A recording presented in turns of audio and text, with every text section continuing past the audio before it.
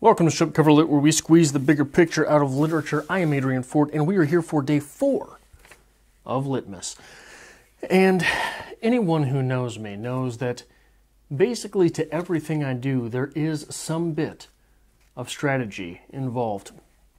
And so, this being day 4, and the prompt being the best poem I read this year, people are deep enough into this to realize either A, at this point, I have to read a poem, or B, stop making videos.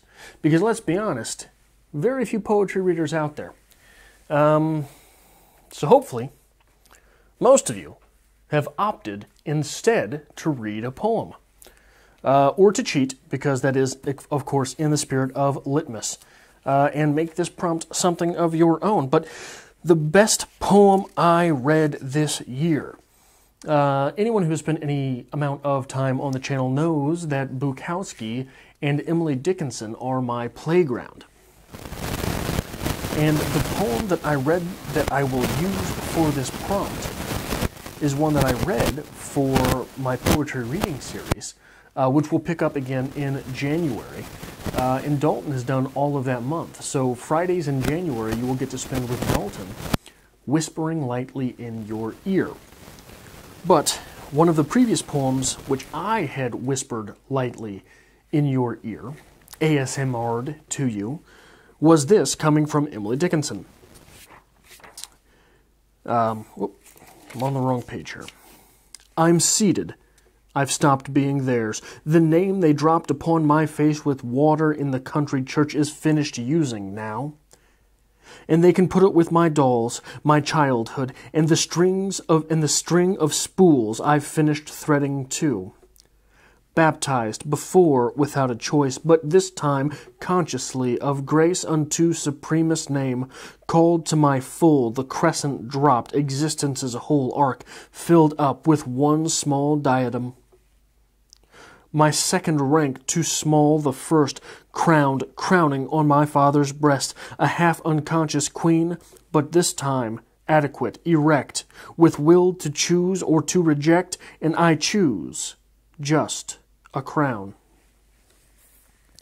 And that is a poem for which I have done a poetry reading. If you want to check out the poetry reading playlist, there's one on the channel. But I've not, I don't think, done a poetry discussion for that to this point. And it's because this is a poem that's weighing very heavily on me. And I'm not sure I really have a take on it yet. That first stanza, I'm seated, I've stopped being theirs. The name they dropped upon my face with water in the country church is finished using now.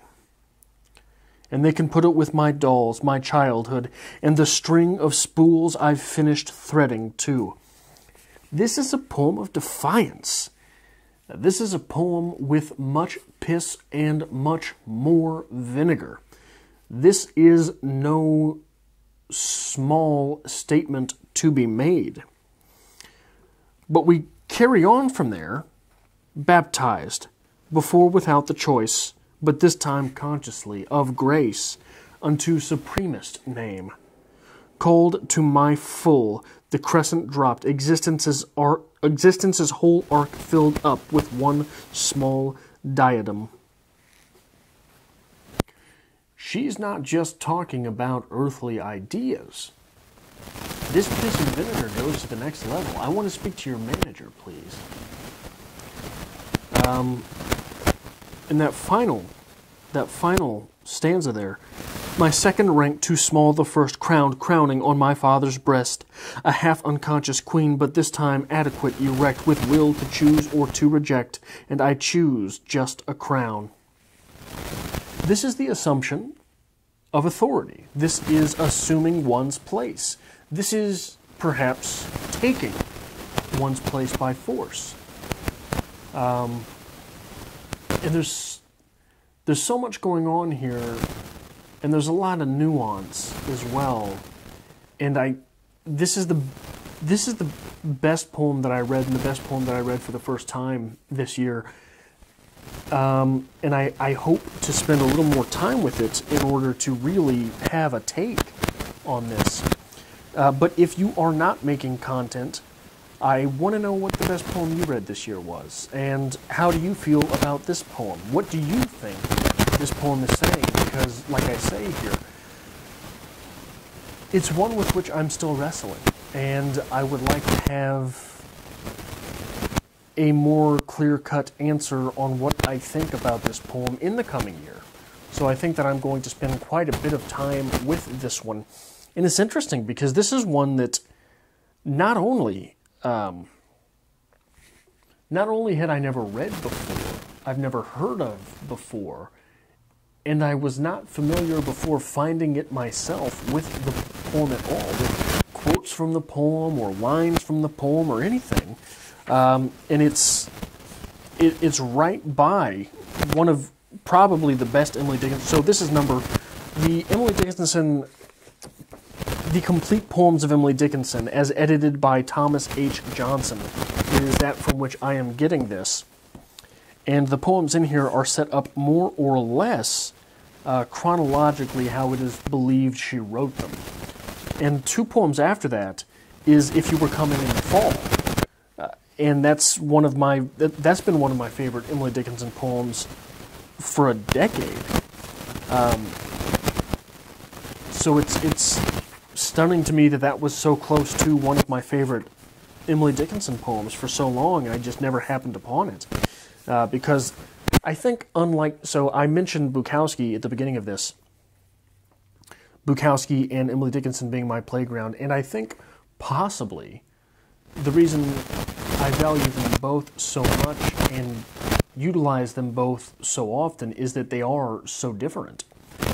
I think that Bukowski's poems and Bukowski's collections are best read like a novel from front to back, one poem after the next. And you want to sit down with Bukowski for some time. You don't want to sit down with just one Bukowski poem, maybe. But Emily Dickinson is much different than that to me. I find myself consuming Emily Dickinson more and more thoroughly and with much more enjoyment by sitting down with her collection and just flipping to a page and going, if not stopping by one of my many bookmarks in here. I don't remember what point I was making.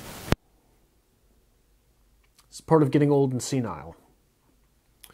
But yeah, so it is perhaps because I consume Emily Dickinson in that manner that I have never happened upon this poem, because she has 1,776 poems, I believe. 1,775 poems Emily Dickinson had written. So it is stunning to me that I had never read that one, but I now value it so much. So that is all I have for this episode, which turned into a bit of an impromptu poetry discussion, and I'm all right with that. And I think Mark will be as well. Mark, by the way, is absolutely winning LitMas. He's tearing it up. But that was it for today, the day 4 of LitMas, which has been the best poem I read this year, and I hope to see you tomorrow for the best booktube video I watched this year. And I hope that everyone read a poem and decided to talk about it, and I hope that everyone comes back to LitMas if they stopped tomorrow, because I'm very interested in seeing what people what people value in booktube, and want to take forward from booktube. Things like this, prompts like this, the best booktube video I watched, tell you a lot about the reasons people consume booktube, and that is something which is very interesting to me. So I would appreciate it if you hit the like button. If you are not subscribed and are coming to this channel for the first time, we try to do things like this quite often here, and in 2019 we will have a video drop every day on Strip Cover Lit, so I hope to see you here for that. And if you are so inclined, there is a link to our Patreon, as always, to be found in the description below.